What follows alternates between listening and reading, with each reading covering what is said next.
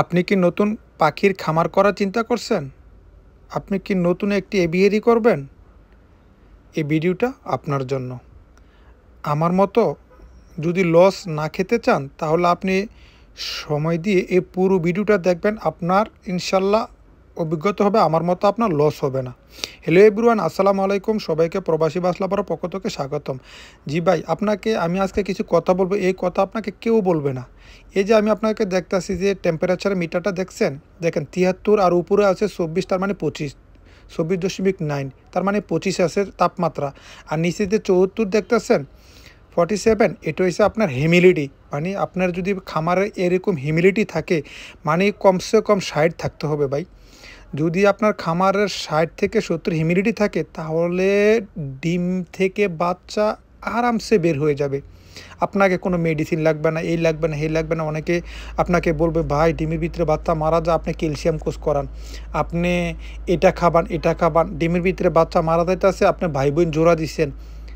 কথা বুঝছেন? এটা আমিও আগে বলতাম ভাই, আসলে আমি অনেক ধরা খেয়েছি। এই কারণে আমি আপনাদেরকে বলতেছি, আমার একটা খামার আছে আপনারা দেখছেন, ওই খামার থেকে আমার অভিজ্ঞতা হয়েছে।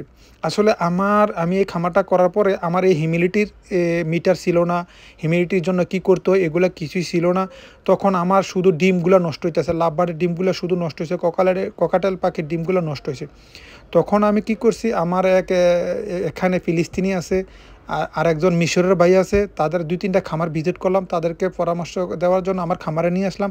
তারা বলতেছে যে তুই একটা মিটার লাগা। মিটার লাগানোর পরে ভাই আমার খামারের তাপমাত্রা অনেক বেশি এবং হিউমিডিটি নাই, 32, 30, 25।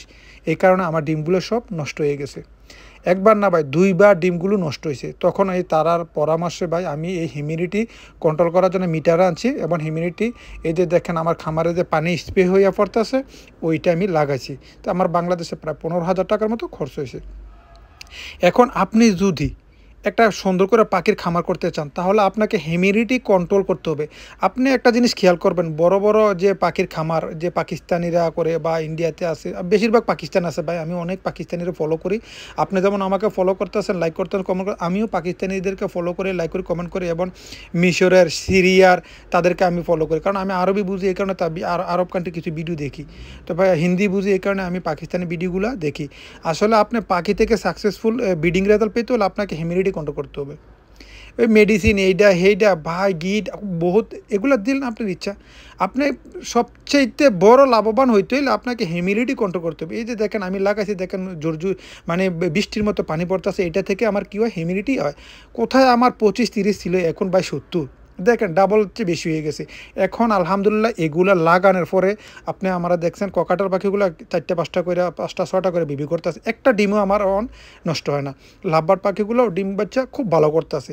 তো এখন ভাই এই কথা আপনাদেরকে কেউ বলবে না, ঠিক আছে? তা আমি বলবো আপনি যদি পাখি থেকে ভালো ডিম বাচ্চা পেতে চান, আমি আপনাদেরকে বলবো ভাই আগে পরিকল্পনা করে, মানে খুব সুন্দর করে আপনি একটা সেটিং করে আপনি নামেন, তাহলে আপনি সাকসেসফুল হবেন। দেখুন আলহামদুলিল্লাহ ওনাদের বুদ্ধিমতো আমি আমার বাংলাদেশে 15,000 টাকার মতো খরচ হয়েছে। আলহামদুলিল্লাহ দেখেন এখন আমার বক্স ভরা মানে বাচ্চা আর বাচ্চা, দেখেন আমার ককাটল বাচ্চাগুলো দেখছেন। আলহামদুলিল্লাহ ভাই, যদিও লস হয়, আসলে একটা কথা আছে না ভাই, মানুষে ঢুস খেলে হুশ হয়, কিছু লস দেওয়ার পরে অভিজ্ঞতা হয়। তো ধরে নেন এইটাই, আমারও কিছু লস হওয়ার পরে আমার অভিজ্ঞতা হয়েছে। আমার 2 ব্রিডিং প্রচুর ডিম নষ্ট হয়েছে ভাই, প্রচুর ডিম। তো এখন আলহামদুলিল্লাহ একটা অভিজ্ঞতা হয়েছে ভাই, তাই আমি বাড়ির যে অভিজ্ঞতাটা আপনাদের শেয়ার করি।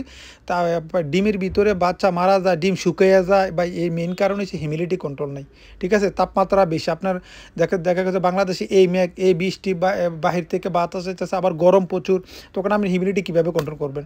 আপনাকে হিউমিডিটি কন্ট্রোলে একটা থার্মোমিটার বা বেশি না মনে 300-400 টাকা এটা লাগান। তারপরে আপনি এখন অনেকে প্রশ্ন করবো ভাই আমার তো 2-4-5 জোড়া, ভাই আমি এত বড় খামার নাই, আমি কিভাবে? যে আপনার জন্য একটা পরামর্শ হইলো, আপনি যেখানে পাখি রাখেন ওইখানে একটা কমসে কম যদি এভাবেই মিশিং এগুলো না করতে পারেন, আপনি কি বলে প্লাস্টিকের বাড়িতে বা প্লাস্টিক বলের ভিতরে আপনি পানি দিয়ে ফ্লোরে রেখে দিবেন। ফ্লোরে রেখে দিয়ে একটা সিলিং ফ্যান অথবা টেবিল ফ্যান লাগাইতে হইব। তো পানিটা বাতাসে ঘুরবো, তখন পানি থেকে আপনার হিউমিডিটি চালু হবে। ঠিক আছে, তখন দেখবেন আপনার ডিমের খোসা নরম হবে, ডিম থেকে বাচ্চা খুব সহজে বের হয়ে যাবে। এই দেখেন আমি আপনাদেরকে দেখাইতেছি, দেখছেন? এই দেখেন যখন বৃষ্টি পড়তেছে, আসলে এটা ধুমার মতো বৃষ্টির মতো এরকমই ভাবে নেন। এটা থেকে কী হয়, হিউমিডিটি খুবই বেড়ে যায়, আমার তাপমাত্রা খুবই পারফেক্ট আছে, ডিম থেকে বাচ্চা খুব সহজে বের হয়ে যায়। ভাই আমি আপনাদেরকে আবারও বলি, যদি খামার করে লস না হতে চান তাহলে আমার এই কথাটা মনোযোগ দিয়ে শুনুন আর পুরো ভিডিওটা দেখুন, দেখে আপনি এভাবে চেষ্টা করেন। যদি হিউমিডিটি কন্ট্রোল করতে পারেন তাহলে আপনি একটা খামার করেন, ইনশাল্লাহ আপনি লাভবান হবেন, আপনার ডিম থেকে বাচ্চা আরামসে বের হয়ে যাবে। তো যদি আমার এই ভিডিওটা ভালো লাগে ভাই, নতুনদের জন্য শেয়ার করে দিবেন, ইনশাল্লাহ সবারই উপকার হবে।